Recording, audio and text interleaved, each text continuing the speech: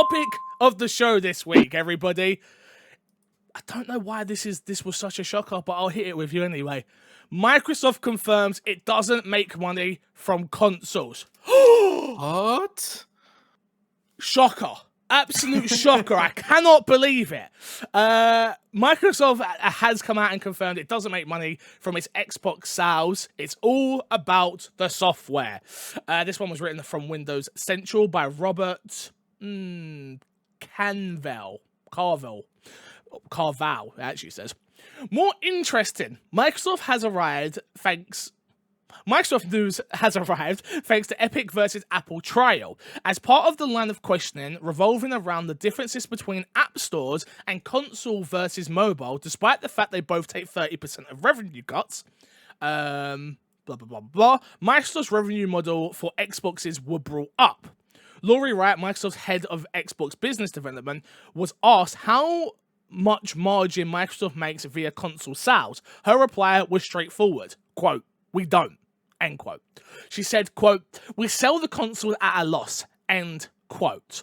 It was left unclear whether Microsoft ever profits off console sales, as later on in the life cycle of hardware, then outdated components typically become cheaper to produce. But even when a console becomes cheaper to produce, at the point of a device life cycle, it also typically sold for a loss. We'll leave it there on this one, guys. Wasn't this kind of obvious? Didn't we already know this? Yeah, this is something that like we've talked about for so long and has been talked about so long on past generations as well. It's not just this generation. So I don't know why when this blew up, everybody was talking a whole bunch of ish about Microsoft and they don't make profits off their consoles and whatnot. And it's like, I think the only console that makes a profit is Nintendo. And I don't even think that's all their consoles. It's like across the board. Hardware is expensive and they undersell to get it into your homes. Yeah, exactly. I mean, you look at gaming PCs, right? And if you want to build your own gaming PC that matches the spec of a current generation console, you're looking at spending a lot more than a current generation console. And that's just the way it's always been. I think sometimes we forget, right? We're in the top 1% of gamers, right? We know this. Yeah. Each generation, this is not news to us. But to your average gamer who's jumping in, they might be shocked to read this, right? To your sort of, person who got in, young person who got in on the ground floor of Fortnite and now considers themselves a gamer all of a sudden, they might be interested to read this on IGN, right? And when news comes out like this, it's not a shock to us, but to the 99%, maybe it is. I don't know. Yeah, for me, it was just I saw the fanboys obviously doing what fanboys do best, which is like, ha ha ha, your console doesn't even make a profit. I'm like, bitch, neither does any console. Like, what are you talking about? Like, this is so stupid. For me, it's like, number one, you're 100% right, Matt, which is, though I think sometimes we forget that we live, and I think I forget especially, we live in our bubble, right? Our world of like video games and Netflix and all of the entertainment purposes and Disney Plus. And though the numbers are large that use it, it's not the same level that dive in deep and do a weekly Xbox podcast about it. And I think sometimes I lose touch of that and forget that, like, not all. Perfect example for this week is I got my Resident Evil Village collector's edition, right? Took a photo, I threw it up on socials. Saw some people tag me saying, I didn't know they brought an Xbox version out of this. I thought it was just PlayStation. What? Like, what? Like these are people that follow gaming and they just don't know some of this information. So, yeah, I definitely feel like it's, sometimes we forget that, like, oh, yeah, this is not obvious to everybody. But, yeah, no huge shocker here. And that's always been the play. Why do you think Game Pass is $1? Why do you think they need gold still? Because it makes ridiculous amounts of money. Why do you think sales for their games, obviously, they take their 30% cut?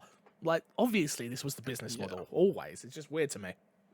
Why fight for marketing on a game as well, If, like, getting sales on your console doesn't really matter as much as selling consoles, why go for that? Yeah. Do you think... So, these consoles are sold out, right? Everywhere. Always. Difficult to still get an Xbox Series X or a PS5. S is a little bit easier, but still difficult. Yeah. Still difficult. Do you think there's any world in which Sony or Microsoft raise the price of these consoles at any point Nope. to try and counter that a little bit and say, well, look, they're selling out everywhere. Let's just make a little bit more change on them. People will still buy them. They Yeah, no, I think I agree. You but couldn't, right, Crash? Go Yeah, on. you'd be the villain so quick as soon Sure. as you do that. Even a lot of your own fans, especially the fans who can't get that console, and they keep refreshing the pages and they're in tune with all the Reddit pages and whatever to try and find out when they're in stock. As soon as that happens, they are going to hate you and they are likely to jump ship to the other side. Like, you know what? I've been trying to get this PS5 or I've been trying to get this Xbox.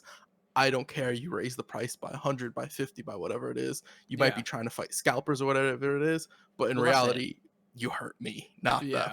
Yeah, I think you're right. You know, it's common business practice to say, hey, I'm selling out of all of my stuff.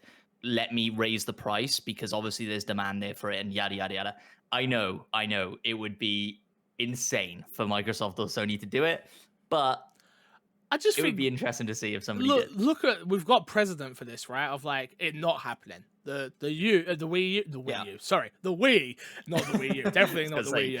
The Wii. Get a Wii U and if then you wanted a even Wii if U. you want to go by the Switch, because at one point they were selling that. The bunch of news come out about that this week, which was absolutely crazy. The attach rate to that console is mad, right? Like I just don't think. I don't think it would ever happen, number one. I don't think Microsoft needed to happen. We're seeing them we spoke about it last week, right?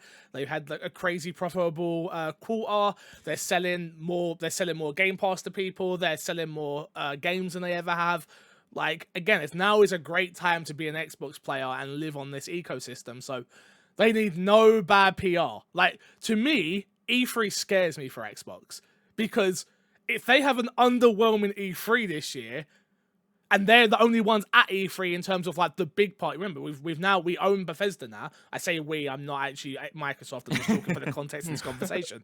They own Xbox now, so sorry, they own Bethesda now. So is Bethesda going to have their own? I own Microsoft now. So are they going to have their own show? Probably not, right? Because they're going to need those. Whatever those announcements are, which who knows what they are. They're not going to have that on that show. I thought I heard a rumor last week that they were going to maintain their own E3 Interesting. conference. I can't remember where I heard that, or if it's complete nonsense, it may well be. But I'm sure I did hear it somewhere. And so I part of me thinks they will keep it separate. They be smart if they did.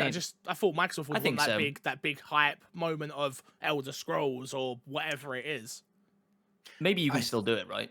Like you have the you have the Bethesda conference first, maybe, and then say, hey, you want to see more of this thing? It's going to be at Xbox as well. Which they've done, which Bethesda have a history of doing as well. Exactly. And so I think you still tied in. Sorry, Crash. I think at this point, even if they were to keep them separate, even if there were any blunders on the Bethesda side, that would fall very heavily on Xbox, and especially now that Microsoft acquired them. And I think the big thing here is Bethesda have had some bad shows, in my opinion, where it's just a case of, we've got this weird musician, well, not a weird musician, but they've got this musician that comes out and does it, and we're like, okay, cool, but where's the games? And then the games we do see are mobile titles and things like that, where you're like, this didn't need to be as long as it was, and then though it doesn't actually matter in the grand scheme of things for internet people comparing shows, I do think from a mindshare point of view, it does matter, where it's like, you just need as much good PR as possible, in my opinion. But who knows? Who knows? To circle back to the beginning of this, sorry, quickly before we leave. I think it's interesting the amount of news that's coming out of this Epic Apple we've got a question about that later, so hold it. And cool. I was going to bring it in now, but okay, hey, the show's changing. We've got better hosts. Please do it. Go. No. Well, okay. We're here now. So we had a question on the Discord from a Wild Yami Enters, who said thoughts on the Apple Epic case trial so far. I think it's fascinating, right? The amount of news that's coming out about this. I feel like Sony, if they're paying attention, have got to be a little bit miffed about the amount of stuff coming out and people saying, it's difficult to do this, or we have to pay for this on PlayStation and not on Xbox. I think they came out and said, Fortnite came out and said they had to pay for crossplay on PlayStation, and that hurts, right? Again, we are the 1% that keep an eye on this stuff and care about this stuff. everybody else playing their PS5, Fortnite on the PS5 doesn't care that the Yeah. Epic had to pay for crossplay, but it's a big deal. It's a big deal, and yeah. It's crazy, right? Because I was sat there listening to it on the Game Awards for some reason. Don't ask me why the Game Awards decided to stream it, but they did.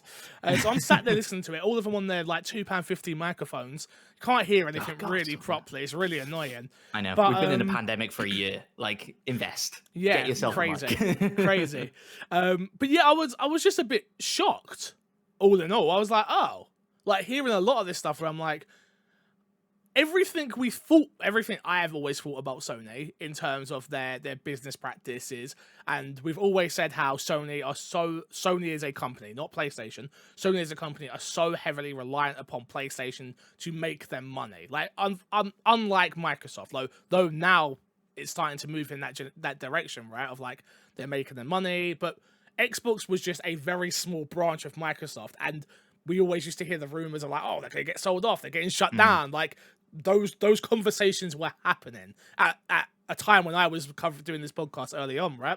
Now you look at it when you're like, especially Sony, some of the stuff, I love all the stuff that got leaked, where like I was listening to I guess it was one of the lawyers, like, yeah, read this section, but don't read over here. And it was like reading this quadrant because this has already been taken out and redacted and all these lawyer words that I'm like, I don't know what you're talking about, sir, but sure. But yeah, I found it extremely interesting, and it's weird to think how much I love video. I tweeted it. It was like, man, I love video games, because there's no way on earth I'm sitting here listening to lawyers talk about a lawsuit about Apple and Epic, and then Microsoft are now involved, and PlayStation get totally, like you said, opened up in such a bad way, which is like, Yeah. they're not friendly. And we spoke about it last week. I think I mentioned about how devs that I've spoken to have always found it a harder time to get their games on Xbox, right? Like traditionally in that early stage of Xbox One, where now it sounds like it's the opposite of like, oh, not to get your games on the system, but like the little extra things that we all want and take for granted, right? Like we all want crossplay, we all want cross progression. Like those are things that we think should exist across each of the ecosystems, including mobile. Like everywhere it should exist. But only one company that we know of so far is like, if you want that, you're paying us, and it isn't the evil corporation Microsoft, as people like to paint them. Weird, very, very weird. I think you brought a really good point where it's like Sony needs that PlayStation money. Microsoft doesn't need the Xbox money. So if Xbox has crossplay, it's like, cool, that's great for us. We're not reliant on that. I do think with like the Epic versus Apple stuff, it's so interesting how much like information's coming out that you wouldn't assume is relevant to the case at all. Like, oh, Microsoft has this many games that they didn't show last year that they were expected to show, and Sony and all this stuff. And it's like, why is that relevant, and why is that even being talked about at all? I just don't get it. It's fascinating, isn't it? And I think I think Epic has done what it wanted to do with this, which is blowing the industry open, right? And being like, hey, we need to be more transparent about this stuff, because some services are treating us way better than others, and yada yada. And people keep talking about it like this David and Goliath thing, right? Like, oh, little Epic taking on the big guy Apple. Epic aren't little. They're not the little underdog. But they were. Sure. Like, take your mind back to when Fortnite got announced. 100%. 100%. Epic were. What was that game they had on PlayStation? Paladins? No, not Paladins. Epic had. What was that game? The one that Andrew Rea used to absolutely talk about all the time. I can't remember what it's called. Oh, Unreal Tournament. No, it was definitely P. No. It was definitely, like, I don't know what it's called. It doesn't matter. It was like a MOBA, right? Yeah, it was a MOBA. Like that was Paragon. Paragon. That's the one. Yeah. That was like they had that. Epic had obviously they had done Gears for a while, and then obviously that had gone. And it's like, what is going on over at Epic? And then the Fortnite comes out and launches and doesn't do well, and then Battle Royale, and now they are the company that they are. Crazy. I think that's the one thing everybody always forgets about Fortnite. Fortnite at first was like a survival game. I pre-ordered Fortnite. I paid for. You're one of those people. Fortnite. I was really into Fortnite. I thought it'd be great, and me and a mate played it for a little while. And yeah, it was Save the World. It was this. It was this co-op zombie horde mode shooter. And then yeah, they looked at PUBG and went, "Oh, that looks good. We will do that in Fortnite and We'll make do it that." free, so that we're not ripping off our own client here and all these things." And it Yeah. became the biggest thing in the world, right? So it is Crazy. fascinating the information coming out about this stuff. And Yeah. like I say, we're the 1%, we care, but they're blowing the doors off this industry to make it more transparent. And I think it's only going to be beneficial to smaller devs, all developers in the long run. And so it'd be interesting to see what ends up happening. They must settle, right? They're just going to have to settle, and it's not going to go much further. But I don't think who they knows? do. That's a. I think I think you hit a nail on the head, which is like Epic are just sitting there rubbing their hands together again. Yep, this has all got leaked. Now we've shown the way the industry really works, and I think they're going for the jugular. And again, like Xbox, I was listening to the lawyer speak again. It's like, I'm listening and going, oh, they've got you here, Xbox, because yeah, you do charge 30%. And then like Epic are just sat there going, no, we don't charge 30%, we charge 12 or whatever it is. And it's like, oh man, Epic come across this sounding so good.